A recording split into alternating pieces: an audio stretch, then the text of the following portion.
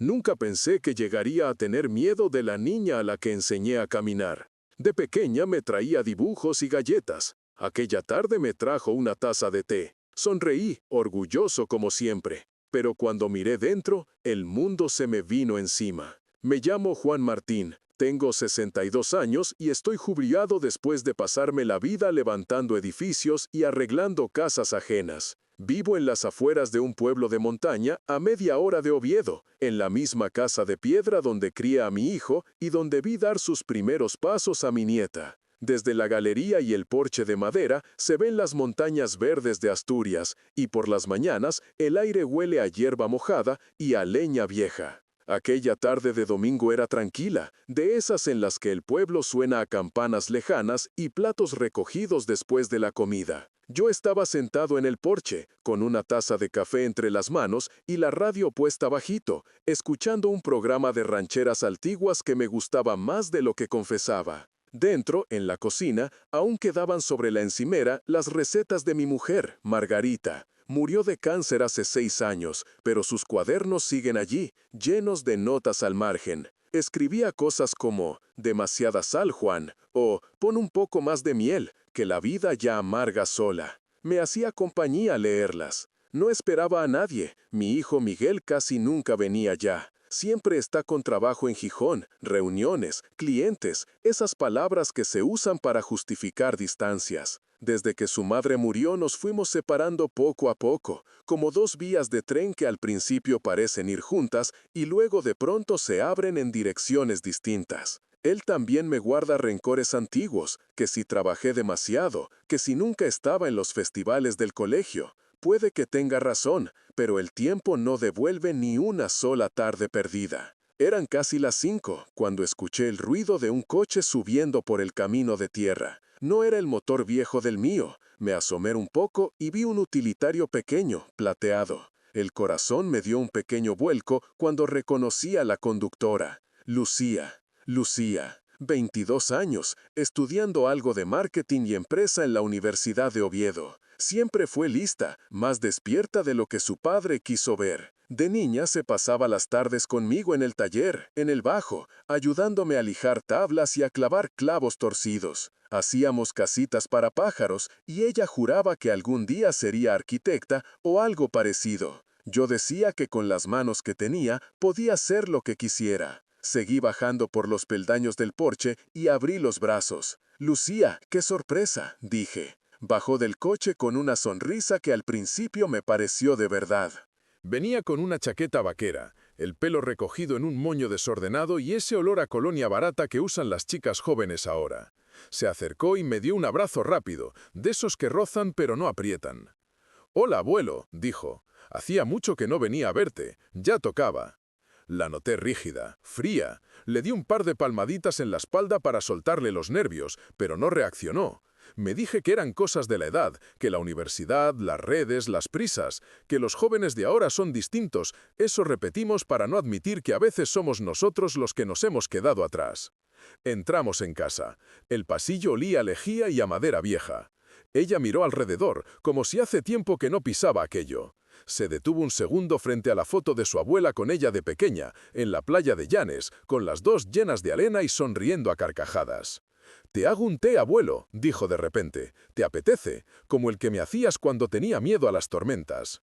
Eso fue lo que me descolocó un poco. Lucía nunca se había ofrecido a preparar nada en la cocina. Siempre era de llegar, comer lo que hubiera y marcharse deprisa. Pero aquel recuerdo, el de las tormentas, era nuestro. Asentí. «Claro, hija, en la alacena tienes la manzanilla y la miel está en el armario de arriba». La vi perderse hacia la cocina. Escuché cajones abrirse, el sonido del grifo, el silbido de la tetera que siempre pone nerviosa a los gatos del vecino. Yo me quedé en el salón, mirando los marcos de fotos, dejando que me inundaran imágenes de cuando Lucía era una enana con coletas, corriendo descalza por la finca, gritando: «Abuelo, mira lo que he hecho». Pasados unos minutos volvió. En las manos traía una bandeja con una taza blanca de porcelana, un platito y una cucharilla. «Aquí tienes, abuelo», dijo. «Manzanilla con miel, como te gusta».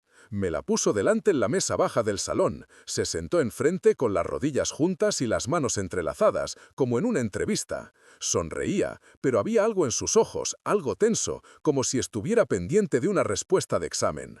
Acerqué la taza, el vapor subía despacio, olía bien, dulce, familiar.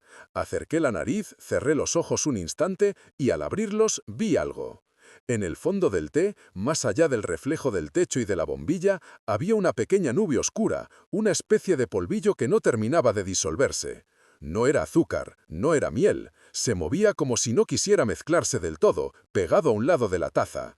Incliné un poco la taza hacia la luz sin hacer ruido. La mancha brilló un segundo, como si tuviera algo metálico. Noté un zumbido en los oídos, mis dedos se quedaron inmóviles. Levanté la vista. Lucía me miraba fija, demasiado fija. Sus ojos pasaban de la taza a mi cara, vuelta a la taza, vuelta a mí. Trago saliva, se humedió los labios. Ese gesto, tan pequeño, me resultó insoportable. Era el gesto de alguien que espera algo concreto. Ahí fue cuando el aire se volvió pesado. La calidez del salón desapareció. El reloj del mueble parecía golpear las paredes con cada tic-tac. Dijiste, manzanilla, murmuré. Sí, abuelo, respondió. Con miel, como cuando yo era pequeña. ¿Te acuerdas? No te preocupes, no le he echado nada raro. Ese último comentario no me pasó desapercibido. Sonreí, o intenté hacerlo. Acerqué la taza a los labios, pero en el último momento me detuve. Me llevé la mano libre a la boca como para tapar un bostezo, y apoyé la taza de nuevo en el platillo, haciendo ver que ya había bebido. Está muy buena, dije. Se nota que te has acordado de tu abuela. Ella soltó el aire en un suspiro casi imperceptible. Los hombros se le aflojaron un poco. Me alegro, murmuró. Hablamos un rato, de la universidad, de sus exámenes, de si tenía novio, a lo que respondió con evasivas. Pero la conversación siempre terminaba llegando al mismo sitio. Abuelo, ¿y tú, allí solo? ¿No te da miedo que te pase algo y nadie se entere? No, estoy acostumbrado, respondí. Ya, pero ¿has pensado alguna vez en vender la casa? Podrías irte a una residencia buena en Oviedo o a un piso más pequeño, cerca de nosotros. Así mi padre podría ayudarte con las cosas del banco. Son frases inocentes si se dicen una vez, pero cuando se repiten, empiezan a sonar a guión. Contesté con monosílabos. Ella insistió un poco, luego se levantó diciendo que tenía que estudiar. Me abrazó en la puerta, un poco más fuerte que cuando llegó. Te quiero, abuelo, susurró. Yo te he querido toda la vida, dije, y eso no lo cambia nada. Vi cómo se marchaba en el coche, levantando un poco de polvo al bajar por el camino. Cerré la puerta. Volví al salón. La taza seguía en la mesa. La mancha oscura aún bailando en el fondo. Ahora más difícil de ver porque el té se había enfriado. La llevé con cuidado a la cocina. En vez de tirarla al fregadero, busqué una bolsa de plástico limpia y metí la taza dentro, con el líquido aún dentro. La cerré bien, haciendo un nudo como si guardara una prueba de algo que aún no me atrevía a nombrar. Esa noche apenas dormí. Cada vez que cerraba los ojos, veía la taza, los ojos de Lucía, la nube en el fondo. Me repetía que era imposible, que era mi nieta, que en España pasan cosas, pero no en mi casa, no en mi mesa. Pero debajo de todas esas palabras había un murmullo que no callaba. A la mañana siguiente bajé al pueblo con la bolsa en una mano y el bastón en la otra, aunque no lo necesitaba tanto. Entré en la farmacia de siempre. Detrás del mostrador estaba Tomás, el farmacéutico, un hombre al que conozco desde que montaron el dispensario. Tomás, dije en voz baja, necesito un favor. Él vio mi cara y no preguntó demasiadas cosas. Cerramos la puerta del pequeño laboratorio que tiene atrás, donde hace análisis sencillos. Le conté solo lo justo. Una visita, una taza de té, algo raro en el fondo. Me miró con una mezcla de pena y respeto. «Déjale aquí la taza, Juan», murmuró. «Lo miraré. No te prometo nada, no soy un laboratorio grande, pero si hay algo que no debería estar, lo voy a notar. Dame unos días». Salí de la farmacia con las manos vacías y el alma llena de sombras. Volví a casa andando despacio, notando cómo cada piedra del camino me recordaba cuánto tiempo llevaba caminando por los mismos sitios sin ver lo que tenía delante. Esos días se hicieron largos, densos. El porche, que siempre había sido mi refugio, se convirtió en sala de espera. Miraba las montañas, pero no las veía. Evitaba el espejo del pasillo, porque en el espejo estaba un viejo que ya no confiaba en su propia sangre. 3 días después sonó el teléfono fijo. Lo cogí casi sin voz. «Juan», dijo Tomás, «soy yo. ¿Tienes un minuto?» «Claro», respondí, aunque las piernas me temblaban. «He mirado lo de la taza», continuó. «No quiero asustarte, pero en la infusión había restos de un sedante de uso médico, de los fuertes, y algo más que no he podido identificar con los medios que tengo. No es una hierba normal, eso te lo aseguro. Ten cuidado, por favor». Apoyé la mano en la encimera para no caerme. «Gracias, Tomás», acerté a decir. «No le cuentes esto a nadie, de momento». Colgué. Me quedé en medio de la cocina, mirando al suelo. La casa parecía más grande, más vacía. Un silencio raro, como si las paredes contuvieran la respiración. No era una sospecha, no era una idea loca de un viejo desconfiado. Era real. Mi nieta me había traído una taza de té que no estaba pensada para cuidarme, sino para dejarme sin fuerzas, y quizá sin conciencia. Los días siguientes me pasé más tiempo hablando con los fantasmas que con los vivos. Me sentaba en la butaca del salón, miraba la foto de Margarita y le contaba la historia una y otra vez, esperando que desde algún lugar me dijera que todo era una pesadilla. Para entender cómo habíamos llegado a eso, tenía que tirar del hilo hacia atrás, hasta cuando Lucía aún olía a colonia infantil y no a perfume caro. Lucía nació una tarde de septiembre de lluvia fina, en el Hospital Central de Asturias. Recuerdo perfectamente el pasillo blanco, mi hijo Miguel caminando de un lado a otro, más nervioso que cuando se examinó de acceso a la universidad. Margarita apretándome la mano con una fuerza que no le conocía. Cuando por fin nos dejaron ver a la niña, envuelta en una mantita amarilla, Margarita la miró y dijo: «Sonríe como tu madre». Y yo, que nunca he llorado en público, noté cómo se me empañaban las gafas. Desde que aprendió a caminar, Lucía tuvo la casa patas arriba. Corría por el pasillo con sus muñecas, se encaramaba a las sillas de la cocina, se escondía entre las sábanas tendidas en el patio. Siempre quería ayudar. En las matanzas de invierno se empeñaba en salar las morcillas. En verano quería regar las hortensias de Margarita. Yo, para tenerla entretenida, la llevaba al bajo, a mi pequeño taller de herramientas. Allí le enseñé a usar el martillo de juguete, a sujetar un listón con firmeza, a lijar sin romperse los dedos. Ella decía que yo era un mago, porque convertía tablas sueltas en mesas y sillas. Por las noches, cuando había tormenta, subía a nuestra habitación con los ojos grandes de susto. «Abuelo, los truenos hablan muy fuerte», me decía. Y yo le preparaba una manzanilla con miel, la sentaba en la cama y le contaba que el cielo también se asusta a veces y por eso hace tanto ruido. Ella bebía a sorbitos y se calmaba poco a poco, hasta que terminaba durmiéndose con la taza aún caliente en las manos pequeñas. Todo eso fue antes de que la palabra cáncer se instalara en nuestra casa como un invitado grosero que no quiere marcharse. Margarita enfermó despacio, con dignidad, sin quejarse apenas. Pasamos meses yendo al hospital, a consultas, a radioterapias. Lucía venía muchas tardes, le traía dibujos a su abuela, le pintaba flores, casas con chimenea, una figura pequeña con pelo blanco que se suponía que era yo. Cuando Margarita murió, una mañana fría de enero, la casa perdió la mitad de su luz. El funeral fue sencillo, gente del pueblo, familiares, algún antiguo compañero de trabajo. Miguel organizó todo con la cabeza, no con el corazón. Lo hizo bien, pero rápido, como si quisiera pasar página cuanto antes. Lucía lloraba, sin hacer ruido, con los puños apretados. Después del entierro, cuando todos se marcharon, me quedé solo en el cementerio, frente a la losa recién puesta. Le prometí a Margarita que cuidaría de los dos, de Miguel y de Lucía, aunque a veces me parecieran dos extraños. Ella me respondió con silencio, pero yo escuché en mi memoria su frase de siempre: «No te vuelvas duro, Juan, que la vida ya se encarga de eso. Tú sé listo». Los años después de su muerte fueron un goteo de cambios. Miguel se mudó definitivamente a Gijón con su mujer, Clara, que siempre me miró como si yo fuera un mueble viejo que ocupa demasiado espacio. Lucía entró en el instituto, luego en la universidad. Cada etapa sumaba distancia. Las visitas se hicieron menos frecuentes. Primero eran todos los fines de semana. Luego uno sí y dos no. Luego solo en cumpleaños, navidades, algún domingo suelto.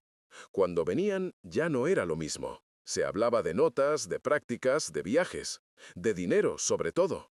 Miguel empezó a repetir una frase que me rascaba el alma. Hay que pensar en el futuro, padre.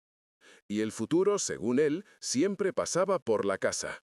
Esa casa te va a terminar dando problemas, decía. Es vieja, grande, cuesta mantenerla.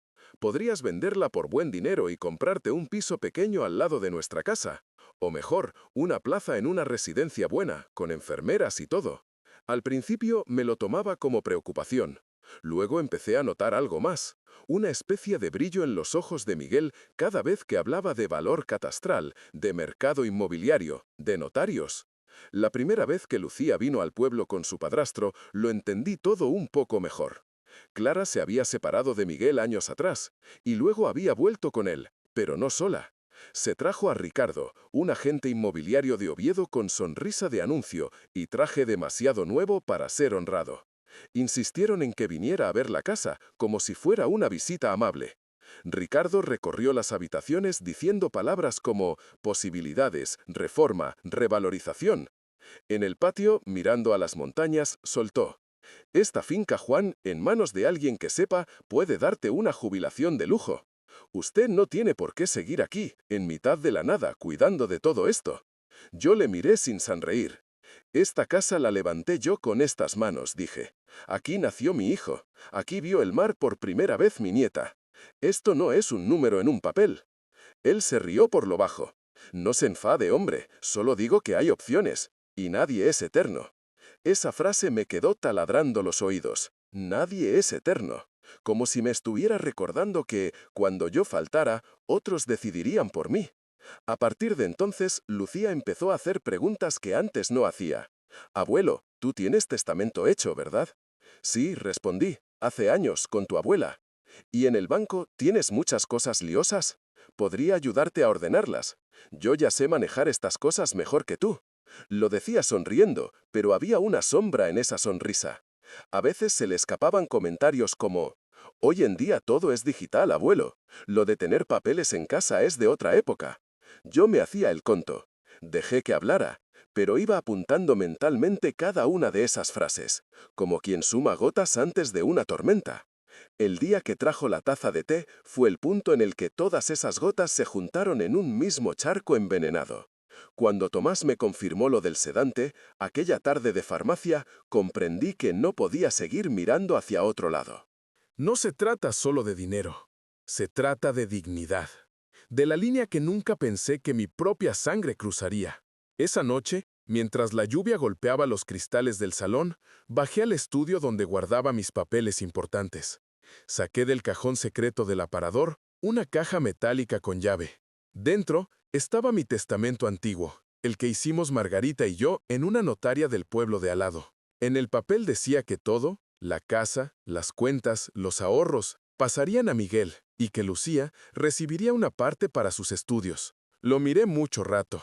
La letra del notario, la firma de Margarita, la mía. Me pregunté qué pensaría ella, viendo en qué se había convertido lo que tanto nos costó levantar. Cerré la caja, apagué la luz y decidí que era hora de dejar de ser un abuelo ingenuo para convertirme en algo que nunca pensé que sería, un viejo que tiene que protegerse de su propia familia. A la mañana siguiente me desperté con la sensación de que ya no quedaba nada por perder. Cuando un abuelo empieza a temer a su nieta, algo se ha roto que no tiene arreglo sencillo. Y sin embargo, todavía quedaba una cosa que podía hacer: entender hasta dónde querían llegar. Y luego, decidir hasta dónde iba a llegar yo. No me convertí en espía de película. Solo empecé a hacer lo que un albañil sabe hacer bien: observar, escuchar, ver cómo encajan las piezas. En las semanas siguientes, Lucía volvió un par de veces más al pueblo. Esta vez no trajo té, trajo excusas envueltas en simpatía. Venía con unas magdalenas de pastelería o con un queso asturiano que decía que le habían regalado. Siempre llegaba con una sonrisita. Y siempre, la conversación terminaba girando al mismo punto. Abuelo, ¿y si un día te caes en la ducha? ¿Y si te pasa algo en la noche? ¿Te has planteado al menos dar autorización a alguien para consultar tus cuentas o algo? Empecé a fijarme también en los silencios, en cómo miraba de reojo el mueble donde guardaba mis papeles, en cómo se le escapaba la vista hacia el pasillo, donde está el despacho en el que casi nunca dejo entrar a nadie. Un jueves me llamó Miguel. Padre, dijo con ese tono que usa cuando quiere sonar cercano y profesional a la vez. He estado pensando que ya va tocando que pongamos tus asuntos al día. Sin prisas, pero con orden. Tú sabes que estas cosas mejor hacerlas mientras uno está bien. Esté bien o esté mal, los papeles son los mismos, contesté. Servió un poco. Ya, pero nos entendemos. Si quieres, puedo ir contigo al banco, ayudarte a revisar. También podríamos ir a ver al notario y actualizar el testamento. Por Lucía sobre todo, no quiero que ella se coma un follón el día de mañana. Empecé a fijarme también en los silencios, en cómo miraba de reojo el mueble donde guardaba mis papeles, en cómo se le escapaba la vista hacia el pasillo, donde está el despacho en el que casi nunca dejo entrar a nadie. Un jueves me llamó Miguel. Padre, dijo con ese tono que usa cuando quiere sonar cercano y profesional a la vez. He estado pensando que ya va tocando que pongamos tus asuntos al día, sin prisas, pero con orden. Tú sabes que estas cosas mejor hacerlas mientras uno está bien. Esté bien o esté mal, los papeles son los mismos, contesté. Se rió un poco. Ya, pero nos entendemos. Si quieres, puedo ir contigo al banco, ayudarte a revisar. También podríamos ir a ver al notario y actualizar el testamento. Por Lucía sobre todo, no quiero que ella se coma un follón el día de mañana. Folón. Esa palabra se le llenaba la boca cuando hablaba de problemas que en realidad eran oportunidades para él. Acepte, por no levantar sospechas. De acuerdo, dije. Venid este sábado, tomamos algo y hablamos con calma. Colgué el teléfono y me apoyé en la mesa de la cocina. El ruido de la nevera parecía más fuerte que de costumbre. En el porche el viento movía las cortinas como si la casa respirara hondo antes de algo importante. Ese mismo día bajé otra vez al pueblo, pero no a la farmacia. Fui al banco. Entrar en una sucursal en España es como entrar en una mezcla de silencio y fluorescentes. Me recibió Carmen, la directora, una mujer con la que he tratado toda la vida. Me vio la cara y frunció el ceño. Juan, ¿qué te pasa? No tienes buena cara. Nada que un milagro no arregle, respondí. Necesito que me mires una cosa. Han llamado últimamente preguntando por mis cuentas. Ella tecleó un rato en el ordenador. Aquí me sale una llamada hace unos días, dijo, de una chica joven que dijo ser tu nieta. Pero ya sabes que sin autorización no damos datos. Le expliqué que tenías que venir tú. Apreté la mandíbula. Gracias, Carmen, necesitaba saberlo. Salí del banco con la sensación de que cada persona que pasaba por la calle podía haber escrito en mi frente traicionado. El bar de la plaza seguía lleno de hombres jugando a las cartas. El kiosco tenía las mismas revistas de siempre. Pero mi vida ya no era la misma. Por la tarde revisé los movimientos de mi cuenta. Había pequeños cargos que no recordaba. 100 euros aquí, 50 allá. Cosas que podían ser despistes míos, pero al sumarlos no cuadraban. Fui a mi despacho, abrí el cajón donde siempre había guardado un talonario de cheques casi sin usar. Estaba vacío. Me senté despacio. Llamé al banco de nuevo, esta vez desde el teléfono fijo, para que quedara constancia. Carmen, dije, ¿ha salido algún cheque a mi nombre en las últimas semanas? Sí, respondió después de consultar. Uno al nombre de Lucía Martín, por 500 euros, y otro a nombre de Miguel, por 300, los dos firmados. No dije nada. Colgué tras darle las gracias. Luego abrí un cajón más profundo del despacho. Uno donde hacía años había colocado una pequeña cámara que Margarita compró después de que intentaran robar en el pueblo. Nunca llegué a usarla para vigilar nada, pero nunca la quité. La conecté al ordenador viejo que tengo en el despacho. Tardé un rato en encontrar los archivos y en entender las fechas. Y entonces la vi. Lucía entrando en el despacho cuando yo no estaba. Lucía abriendo cajones con una destreza que no debería tener. Lucía encontrando el talonario, sonriendo un poco mientras pasaba las hojas, separando dos de ellas.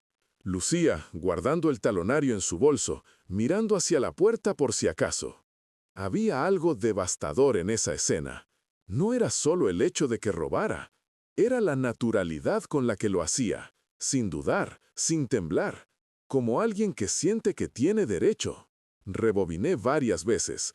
Cada vez me dolió más, no por el dinero, que también, por lo que significaba, por lo que me decía sobre en qué nos habíamos convertido como familia. Esa noche, sentado frente a la pantalla apagada, tomé otra decisión. Si ellos estaban haciendo un plan para coger lo que era mío mientras seguía vivo, yo iba a hacer el mío para que cuando llegara el día de mi muerte no quedara nada para los que me miraban como a una cartera con piernas. Al día siguiente, llamé a Arturo, mi abogado de confianza y viejo amigo de la cuadrilla de juventud. Arturo, dije, necesito que me ayudes a dejarlo todo atado, pero esta vez, a mi manera. Ya era hora, contestó. Ven mañana a primera hora y tráeme todo lo que tengas. Cuando entré en el despacho de Arturo, en Oviedo, llevaba mi caja metálica bajo el brazo y 30 años de confianza encima. Me recibió con un abrazo corto y una mirada larga. Los ojos de los que trabajan con testamentos ven muchas cosas que los demás no quieren ver. Cuéntame, Juan, dijo. Le conté, desde la primera taza de manzanilla en las noches de tormenta hasta la última taza envenenada. Le hablé de los cheques, de la llamada al banco, de la cámara en el despacho, del análisis de Tomás en la farmacia. No me interrumpió casi, solo se pasó la mano por la barba un par de veces. Al terminar, se quedó un rato callado. Mira, Juan, dijo al fin, lo que cuentas es grave. Si quisieras, podríamos denunciar. Lo del sedante, lo de los cheques, hay base legal. Pero te conozco. Sé que lo que tú quieres no es ver a tu nieta o a tu hijo declarando ante un juez. Lo que quieres es otra cosa. Lo que quiero es que no puedan tocar nada que lleve mi nombre, respondí. Ni ahora, ni cuando me metan bajo tierra. Quiero que, si van a seguir midiendo a la gente en euros, se encuentren con un muro donde esperaban una puerta. Sonrió un poco. Pues vamos a construir ese muro, dijo. Para eso están los papeles. Pasamos la mañana entera redactando.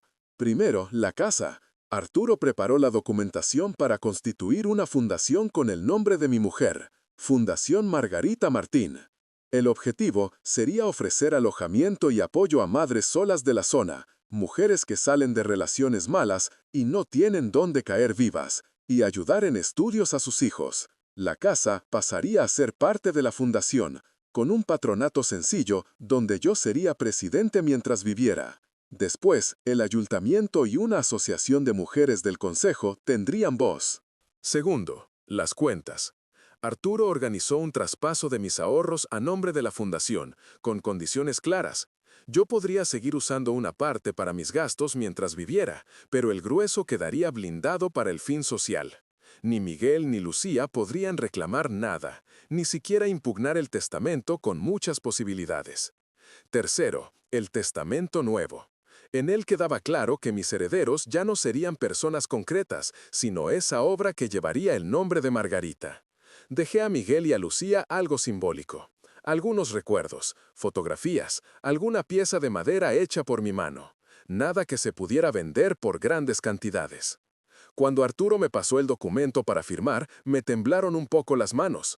No por dudas, por la conciencia de que ese trazo de tinta cortaba un lazo económico que ellos daban por seguro. ¿Seguro quieres esto?, preguntó. Lo que no quiero es morir sabiendo que he alimentado a un monstruo, respondí. Y si mañana me arrepiento, siempre podré arrepentirme con la conciencia tranquila de que al menos lo intenté. Firmé. Salimos de la notaría, donde se registró todo como manda la ley, y fuimos a tomar un café a un bar cercano. Hablamos un rato de fútbol, de viejos conocidos, de dolores de rodilla. Pero en mi cabeza todo giraba ya en torno al sábado, al día en que Miguel y Lucía vendrían a casa para hablar de mis papeles, convencidos de que la partida estaba ganada. Volví al pueblo aquel atardecer con una sensación extraña. Iba triste y aliviado al mismo tiempo, como quien termina una obra que le ha llevado mucho esfuerzo, pero sabe que la casa que ha construido no es para quien pensaba. En los días siguientes me dediqué a arreglar pequeños detalles. Ordené el despacho, quemé facturas viejas en la chimenea, limpié el porche hasta que la madera volvió a brillar un poco. Saqué del armario la camisa que Margarita decía que me sentaba bien, la planché con cuidado. Horneé un bizcocho sencillo, de esos que hacía ella con limón y yogur. El viernes por la tarde recibí un mensaje de Miguel en el móvil. El sábado subimos sobre las 4, dijo. Lucía lleva algo de comer, así lo vemos todos tranquilos. Perfecto, respondí. Aquí os espero. Esa noche dormí sorprendentemente bien. Cuando uno ya ha tomado la decisión más dura, el cuerpo por fin entiende que puede descansar un rato. El sábado amaneció despejado, los prados brillaban de un verde casi insolente. Hice la cama, ventilé la casa, puse la radio con un partido antiguo que repetían. A las 3:30 tenía la mesa del comedor lista, con el mantel bueno, la vajilla donde siempre servimos las comidas importantes y una tetera de porcelana en el centro. A las 4 menos cuarto escuché el motor del coche de Miguel subiendo por el camino. Me asomé al porche. Venían los dos. Miguel de traje sin corbata, queriendo parecer informal, pero cuidado. Lucía con una blusa clara, el pelo suelto, el bolso colgado como si fuera una extensión de su brazo. Abrí la puerta antes de que llamaran. Pasad, dije. Está la mesa puesta. Hoy vamos a hablar de futuro. Se hicieron los simpáticos, que sí que bien hueles a bizcocho, papá, que sí que vista tan bonita tienes, abuelo. Nos sentamos, serví el bizcocho, saqué embutido, pan del día, charlamos de tonterías unos minutos. Entonces Miguel, con la boca aún medio llena, fue directo a lo que le interesaba. Bueno, padre, dijo, ¿y qué te dijo Arturo? ¿Has podido ver algo del testamento, de las cuentas? Sí, respondí, está todo hecho ya. Me he quedado muy tranquilo. Me alegro, dijo. Así luego no hay nervios. Si quieres, puedo revisar lo que hayas firmado, por si... No hace falta, lo corté. De esto ya se ha ocupado quien debía. Pero quería enseñaros una cosa, de todas formas, para que luego no haya sorpresas. Me levanté, fui al aparador del salón, cogí una carpeta y la puse en la mesa. Dentro estaba una copia simple del documento de constitución de la fundación y una hoja con el cambio de titularidad de la casa. Lucía miró los papeles por encima del hombro de su padre. Vi cómo se le tensaba la quijada cuando leyó el nombre Fundación Margarita Martín. ¿Qué es esto?, preguntó Miguel. Esto, dije despacio, es la respuesta a todas las preguntas que lleváis haciéndome desde hace años. La casa, las tierras, el dinero que quede cuando yo falte, todo eso ya no va a pertenecer a ningún Martín vivo. Va a pertenecer a algo que merece más la pena. Una fundación que ayudará a mujeres que lo tienen mucho más difícil que vosotros. Miguel se puso rojo. «Has dado la casa», gritó casi, «a unas desconocidas, y a tu propio hijo le dejas de lado». Levanté la mano. «Te dejo lo que te corresponde de verdad, Miguel, recuerdos, y la libertad de vivir sin tener que cargar con un viejo al que no quieres cuidar. Y además, te dejo algo más, la oportunidad de mirarte al espejo y preguntarte por qué tu padre ha preferido dejar el fruto de su trabajo a manos ajenas antes que confiárselo a su propia sangre». Lucía no decía nada. Sus manos apretaban el borde de la mesa. Yo la miré. «Y a ti, Lucía, te dejo un recuerdo que no olvidarás aunque quieras», dije, «porque más allá de lo que pone en esos papeles, hay otra cosa que sabes igual que yo, y que no pienso callarme». «¿De qué hablas?», murmuró. «De la taza de té», respondí. El aire se hizo hielo. Miguel, que no sabía nada, me miró sin entender. «¿Qué taza de té?», preguntó. «La que tu hija me trajo hace unas semanas, a media tarde», contesté. «La que olía a manzanilla con miel y tenía en el fondo algo que Tomás, el farmacéutico, ha identificado como un sedante fuerte. La que yo no me bebí, aunque vosotros dos pensáis lo contrario». Lucía intentó hablar, pero la voz se le quebró. Miguel la miró, incrédulo. «Dime que no es verdad», soltó. Ella se llevó una mano a la boca. No dijo nada. «Aún hay más», añadí. «El talonario de cheques que desapareció del despacho, las llamadas al banco haciéndote pasar por mí, y la cámara que hay escondida en el mueble, que grabó cada uno de tus pasos cuando rebuscabas en mis cajones como si esto fuera ya tuyo». Saqué del bolsillo un pequeño pen donde Arturo me había copiado el video por si algún día hacía falta. «No os voy a denunciar», continué. «No quiero ver a mi nieta declarando en un juzgado. Pero que no quiera meter a nadie en la cárcel no significa que vaya a comportarme como un idiota agradecido. Así que he hecho lo único que me quedaba, quitar de vuestro alcance aquello por lo que estabais dispuestos a jugar con mi salud. Miguel se dejó caer en la silla. Lucía empezó a llorar, esta vez sin maquillaje que salvar. Abuelo, balbuceó, yo solo, yo no.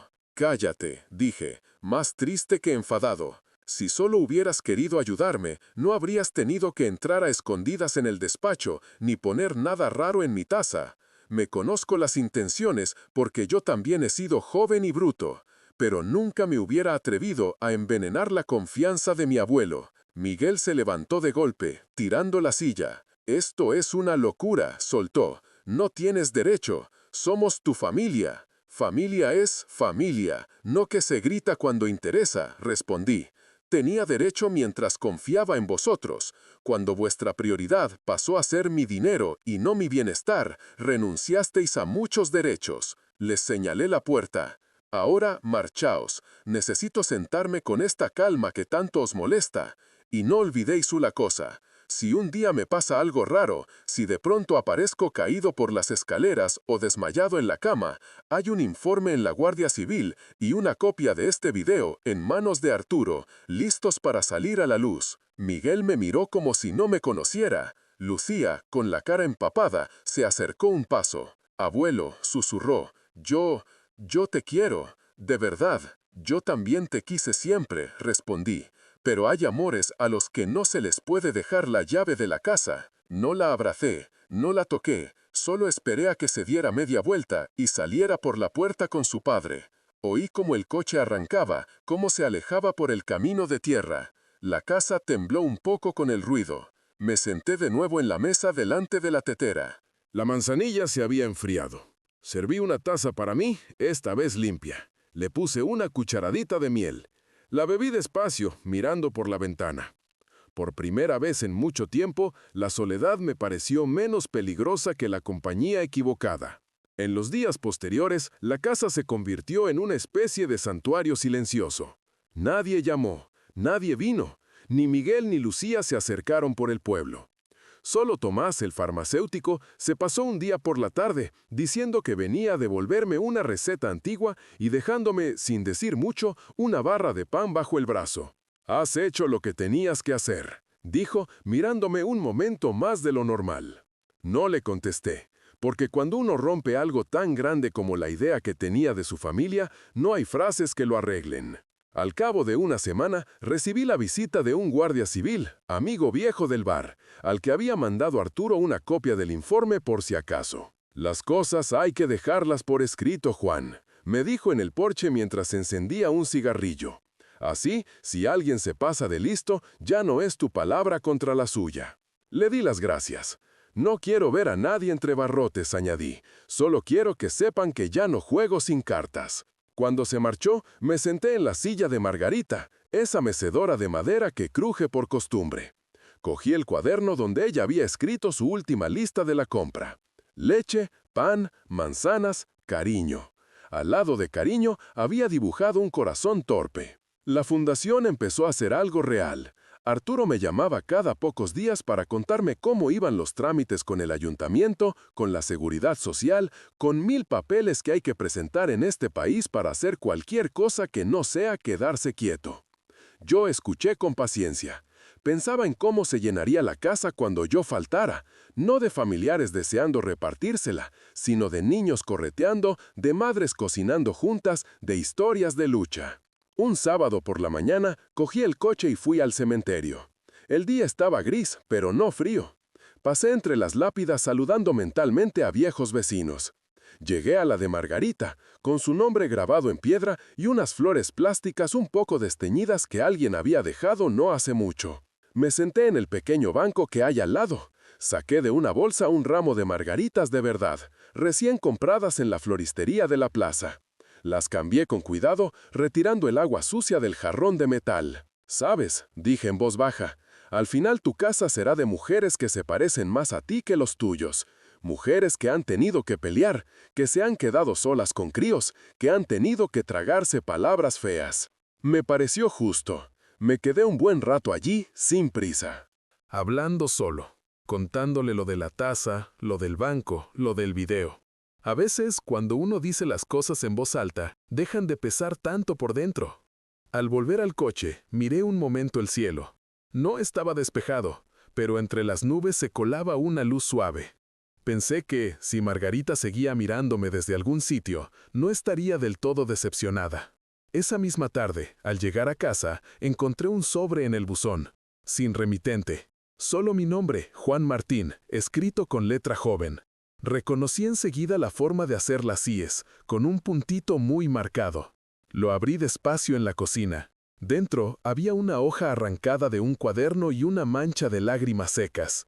Abuelo, decía, no sé por dónde empezar. Supongo que por lo más sencillo. Lo siento. No hay excusa que valga, y cuanto más intento explicarme, más pequeñita me siento. Me dejé llevar por miedos que no eran míos, por voces que me decían que había que aprovechar, que tú estabas mayor, que al final todo iba a ser para nosotros.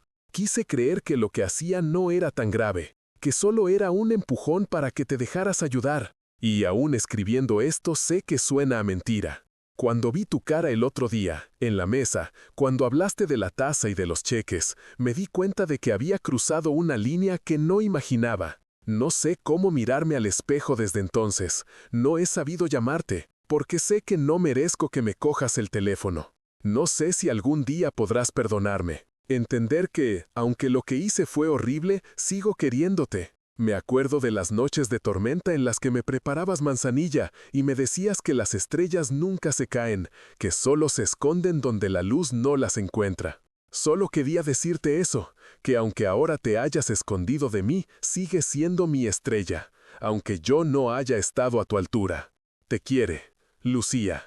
Me quedé un buen rato de pie en la cocina, con el papel en la mano. Lo leí 3 veces, 4, 5. Cada vez me dolía en un sitio distinto. La sinceridad de lo último chocaba con el recuerdo de la taza. Sentía una especie de desgarro dulce. Uno quisiera poder decir todo está bien, borrar lo ocurrido, pero la memoria no entiende de gomas de borrar. No le contesté, al menos no con tinta. Guardé la carta en el cajón donde antes estaba el testamento viejo. La puse al lado de una foto en la que salimos los 3, Margarita, yo y Lucía con 6 años, manchada de chocolate. Decidí que, de momento, ese sería el lugar de la carta. No en la papelera, tampoco en el altar. En una especie de limbo de cosas a las que aún no les has encontrado un sitio definitivo. Esa noche preparé otra vez manzanilla con miel solo para mí. Me senté en el porche. El cielo estaba sorprendentemente claro para ser Asturias. Se veían muchas estrellas. Pensé en la frase que tantas veces le dije a Lucía. Las estrellas no se caen, solo se mueven donde la luz no las encuentra. En eso nos habíamos convertido, en una familia de estrellas desplazadas, unos más lejos que otros. Bebí un sorbo, cerré los ojos y escuché los sonidos de siempre. Una moto lejana en la carretera general, un perro ladrando en alguna finca, el repiqueteo de los cubiertos de los vecinos cenando, el crujido suave de la madera del porche, acostumbrada ya a mis movimientos. No sé si algún día volveré a ver a Lucía sentada en este porche, con una taza entre las manos. No sé si Miguel encontrará el valor de venir a mirarme a los ojos sin hablar del futuro en términos de herencia. Lo que sí sé es que, pase lo que pase, el daño que intentaron hacerme no ha sido suficiente para arrancarme del todo las ganas de estar aquí.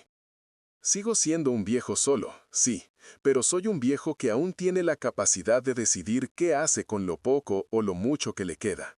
Y eso, en un mundo donde todos te tratan como si fueras una firma pendiente de conseguir, es una especie de victoria. Desde este porche, la vida se ve con una mezcla rara de tristeza y calma. A veces pienso que si alguien se sentara aquí conmigo y me escuchara de verdad, entendería que las traiciones más fuertes no vienen de los desconocidos, sino de aquellos a los que una vez le diste la primera cuchara de puré.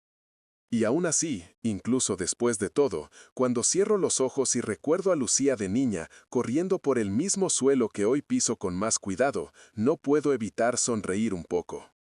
Porque por mucha oscuridad que se meta en medio, hay recuerdos que siguen brillando. aunque sea, como las estrellas, lejos de donde la luz llega.